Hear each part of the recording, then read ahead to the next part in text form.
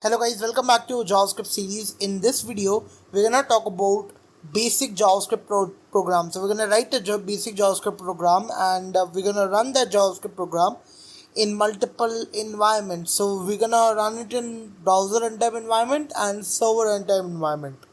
So that's the main goal of this video. So the basic program we're gonna write is gonna print hello world on screen. So that's the idea for today's lecture. So let's first of all see. So you can see we're gonna run on browser runtime environment. So we're gonna use Chrome browser where we're gonna run it. You can run it on any other browser. That's gonna result in the same thing because we are just using the core syntax of JavaScript. So it shouldn't be different. And then we're just gonna do it on server runtime environment. So we're gonna use Node.js for that. Um, and yeah, you can use Dino or you can use Bun as well for that. But yeah, that's the idea. And yeah, one more thing over here, you can like the code that I'm running in these two environments would be the same. The way in which we run it would be different. That's very obvious. um, let's talk about browser runtime first of all. So for browser runtime, we have two ways. First is adding JavaScript to our HTML CSS website. So basically, we create a website through HTML and CSS, or maybe just HTML, and we add the JavaScript on top of that. That's the first way. And second way is to use this JavaScript browser console. Okay, so we can use any of these methods. Let's first of all discuss adding JavaScript through HTML CSS. Through HTML basically. So in the HTML website we can add it. So there are two ways for that, again, internal and external. So let's discuss about both of them. Now I'm just going to go to VS Code. By the way, I've created a repository over here, JavaScript tutorial code. You can find it out on my GitHub. I will provide the link in the description for that. But basically there you can see all the code for all the lectures that we would have. So there's the third one. So browser runtime environment and server runtime environment. Let's open the browser runtime environment one. So we're gonna first of all see the internal JavaScript way, and then we're gonna see external JavaScript. So let's just go and create a file first of all. So as I said, in browser runtime environment, for running JavaScript through HTML, we need to create an HTML file. Okay, so let's create an HTML file. So let's name it as index.html, and now let's just go and type some HTML code over here. So I'm just gonna create an HTML code. Let me go and zoom in a little bit. Okay, that should be good. And yeah, now I just go and write the title for this. So let's say basic JavaScript program. Okay, and maybe I can just render the same title in the body of the thing. Okay, cool. So I think that's about it. Let me go and run this code. By the way, there's no JavaScript we have added yet. I'm just gonna run it on live server. Oh, there was already one running. Let me just run it again. So that should open the live server, and that you can see it just opened the file, and it just shows the output over here. Now right now I have not written any JavaScript, but just for information, whatever we write in JavaScript would not be printed over here. It will be printed in browser console. So for that you need to open that browser console. You can use command option I in macOS, or if you're on Windows, I think you can use Control Shift I, same on Linux I guess. So let me just open the inspect element, and there you would first of all see elements. By the way, you need to change it to console. Okay, so you just do that, and then you can write you would see the output of the code over here. Okay, so let's go here and write some JavaScript code. Now first of all, for internal JavaScript, let me write it down, internal JavaScript. Okay, so for internal JavaScript, you need to basically go and use script tag. So script tag is basically an HTML tag which helps you to write JavaScript code. So you just need to do script. So you give that tag, and inside that whatever you write would be considered as a JavaScript code. Okay, so let's write some JavaScript code. Now I won't explain how it is like working. Like I would explain in a very short manner. Later on we're gonna discuss it in detail, but for now let's just write that to print hello world. So I'm just gonna say console log hello world. Okay, and you can see this is the code basically. And by the way, you can write like multiple lines of code inside it. So whatever you write inside script tag, between the starting and closing script tag, that would be considered part of a code, part of a JavaScript code. So this is JavaScript code which I wrote. This would print hello world. Now how it is working, you don't need to be very like I don't need to explain it in a very detailed manner right now, but basically you can see whatever you're writing inside this double quotation would be printed on the screen. So this would be printed on the screen in this case. So I'm just gonna save this code and go back to browser. You can see I see hello world over here. Okay, so yeah, you can just change it to anything else. For example, you can just print hi, for example. That will be printed over here. Okay, you can refresh as well to see it properly. But yeah, that's the thing. And again, you can write multiple lines of code. So you can see hello world. I just wrote 2 lines of code. Okay, in the script tag. So that is also basically the JavaScript code that is printed and executed. Okay, so you can see that is all working. Now let's talk about external JavaScript. Now before talking about that, I would like to do one thing. I would like to differentiate that. So I was just gonna maybe give it a tag internal so that it's clear that where the console log is coming from. So you can see these two are coming from the internal JavaScript method. Now let's talk about external JavaScript. So internal JavaScript, you can see like it was written inside the HTML file. That's why it is called internal JavaScript.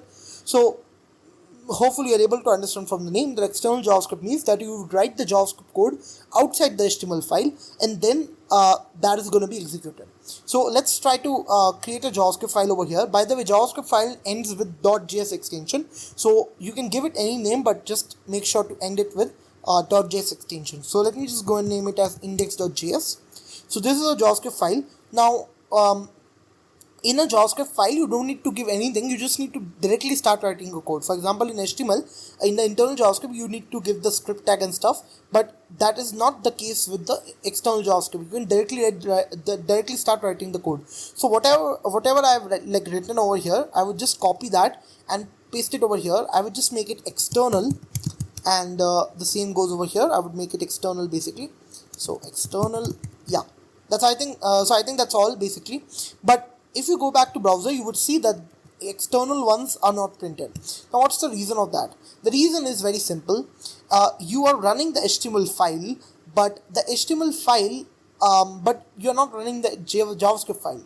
You're not running the JavaScript file because your browser doesn't know that it needs to run the JavaScript file. So to tell the browser to run the JavaScript file, you need to link the JavaScript file with the HTML file, because JavaScript would be executed after HTML file is executed. So you need to link the HTML file with the JavaScript file. So for linking that, you can again use script tag, but in this case, you would basically not write the code over here. You would just link the JavaScript file. So for that, you can just go and say script src, and then you just go and close it. So now you don't need to write anything between that.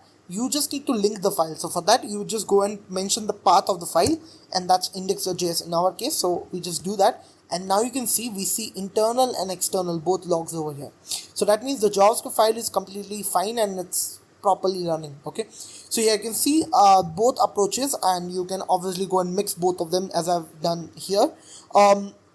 And obviously I think mostly like external would be preferred, because it just makes it like much cleaner than internal one, because you know you're writing HTML and JavaScript different, so that just makes it way cleaner. Okay, so yeah, that's basically it about browser runtime environment, running it through like website. Now let's talk about running it through the JavaScript, like the browser console. So like I've already opened the browser console. This is what the browser console is, right? So you can directly run the JavaScript code over here. So what you can do, I'm just going to clear this. So you can see I clear this over here, and then what I do, I can just start writing the code. So whatever I have written over here, I can just go and write the exact same code in the console, and then it will just execute. So I can show you that. I can just go and say console log hello, and you just go and run this. So you can see hello output is there, right? So you can see like whatever I have written, I can just write the same syntax and same code in the browser console, and that would get executed and would do the operation that you want it to do. You can just copy this, for example, and you can see it just prints that. So yeah, that's basically about using browser console for doing this.